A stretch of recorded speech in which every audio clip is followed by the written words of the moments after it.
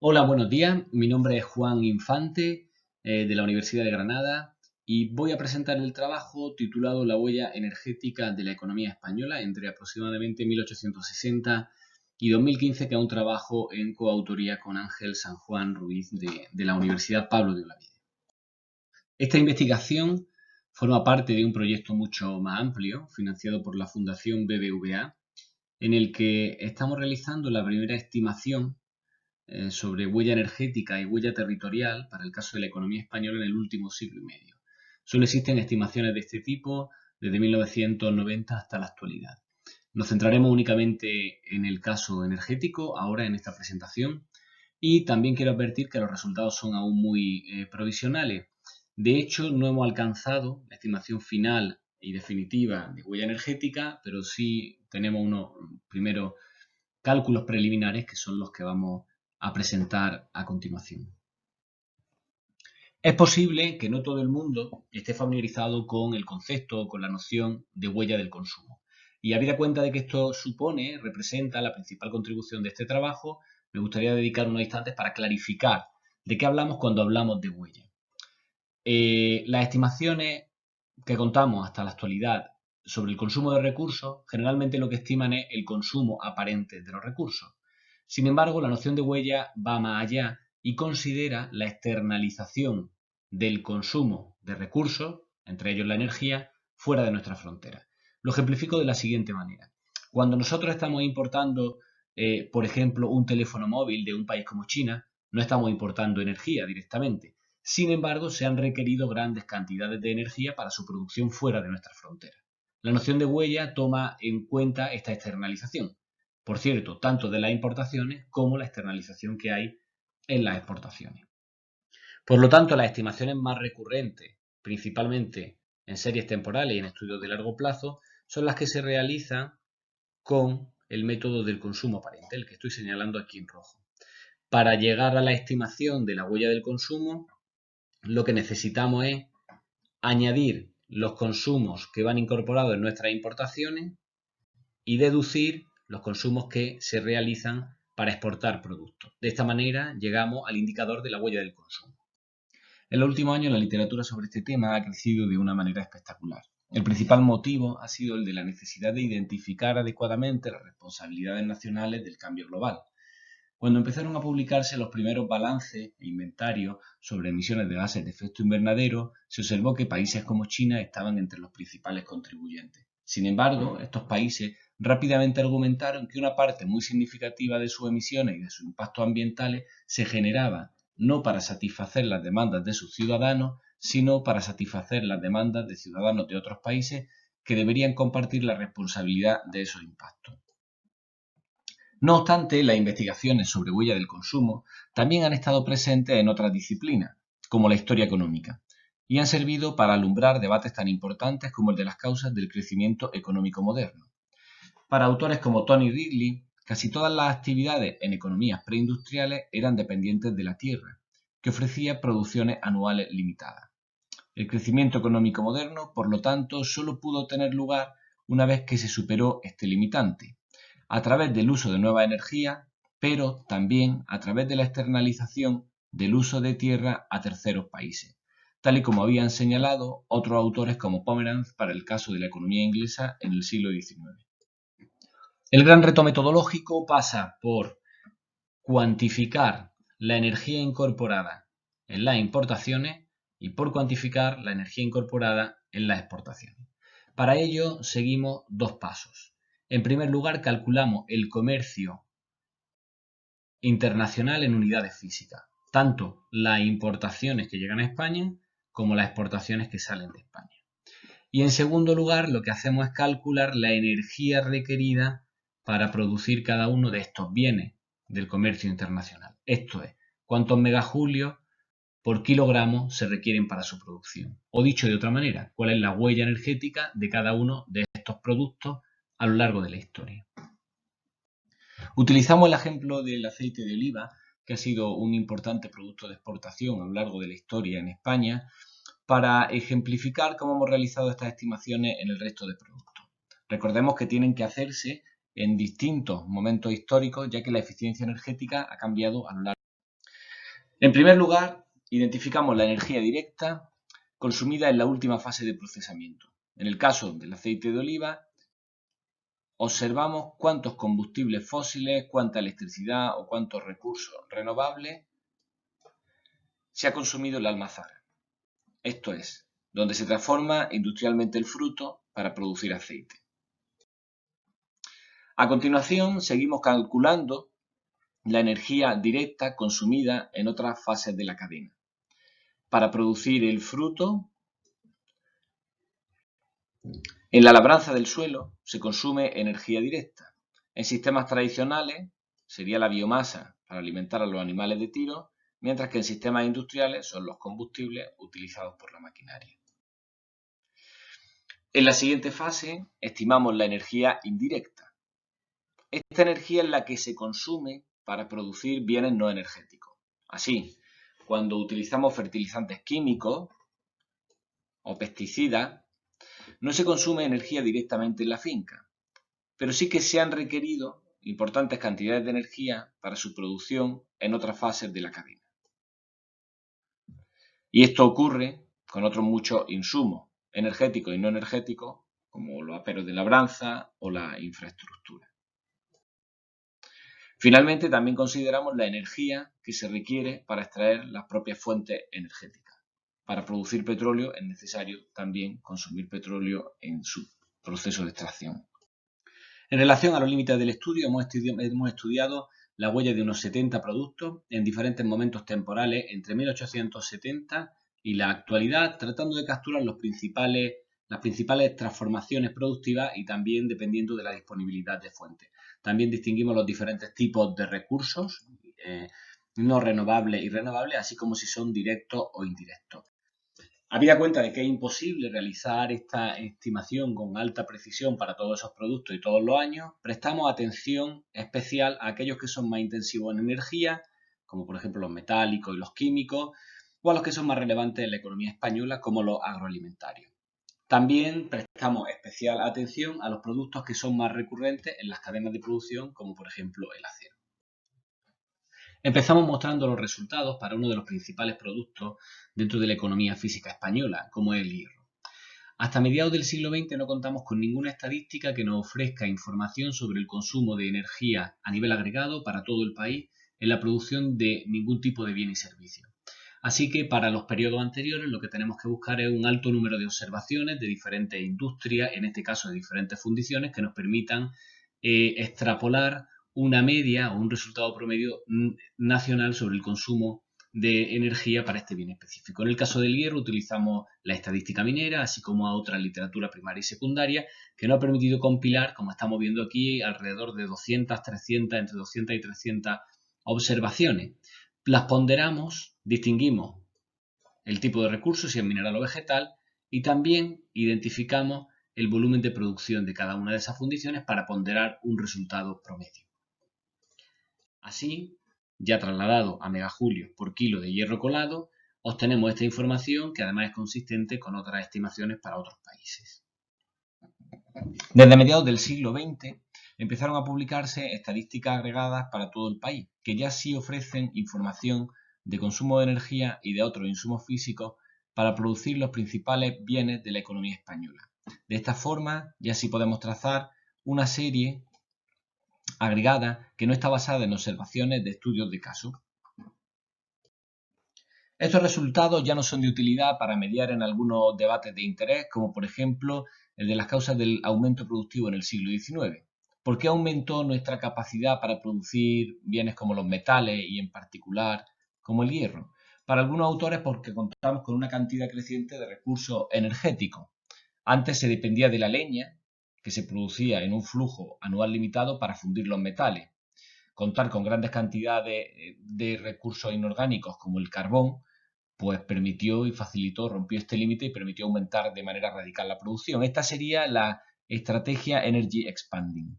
Sin embargo, también es cierto que se desarrollaron nuevas tecnologías que permitieron producir más metal utilizando la misma cantidad de energía.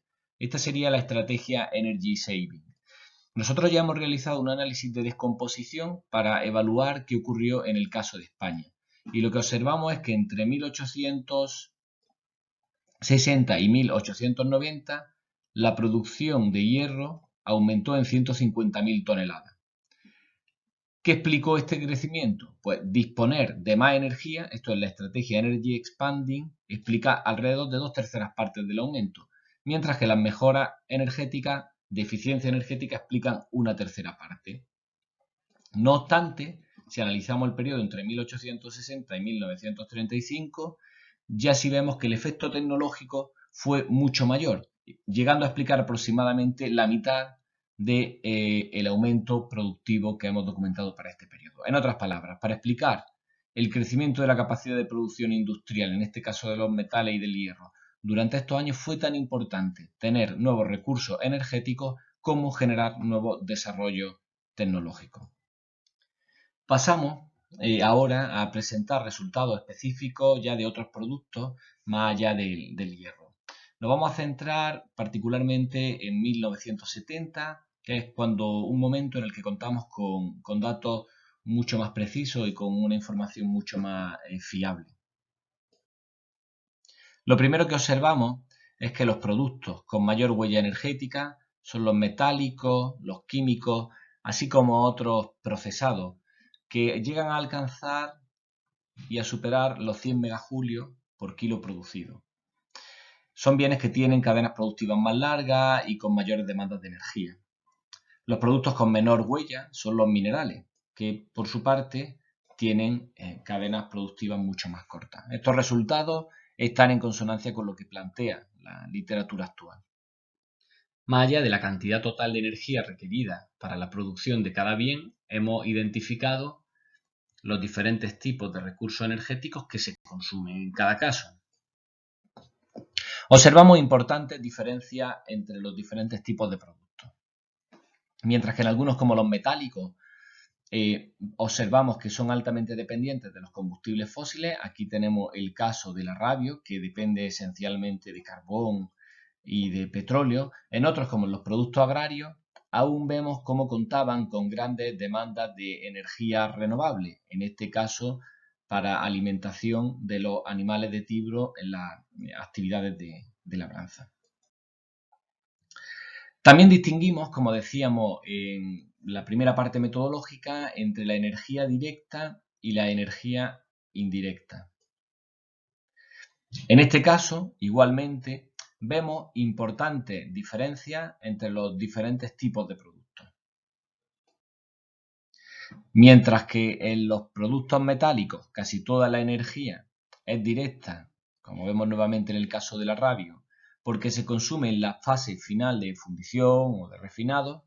En los productos agroalimentarios, nuevamente hablamos del aceite de oliva, vemos que la mayor parte es indirecta, ya que se está generando por el uso de insumos no energéticos como pesticidas, fertilizantes o maquinaria para la producción agraria. Una vez que hemos realizado el cálculo de la huella energética para los diferentes productos y periodos históricos, el siguiente paso consiste en cruzar esa información con la serie de comercio internacional en términos físicos. Estas series generalmente se han reconstruido en unidades monetarias, así que otra contribución inédita de este trabajo es el cálculo de la serie de comercio exterior en unidades físicas, importaciones y exportaciones, para un total de 128 categorías agregadas y que la hemos realizado utilizando diferentes fuentes, tanto locales como internacionales. El gran crecimiento del comercio internacional, como podemos ver, tuvo lugar desde la segunda mitad del siglo XX. De hecho, todo lo que ocurrió anteriormente palidece en comparación al increíble crecimiento que tuvo lugar en este periodo. Sin embargo, si ponemos el foco en lo que ocurrió entre 1860 y 1950, tanto en las importaciones como en las exportaciones, observamos que en ambos casos tuvo lugar un crecimiento muy notable en el contexto de la conocida como primera globalización. Una vez que cruzamos las dos bases de datos de huella por producto y de comercio internacional, llegamos ahora sí a los resultados de energía incorporada en las importaciones y en las exportaciones. En esta gráfica en particular identificamos la energía total importada por parte de la economía española.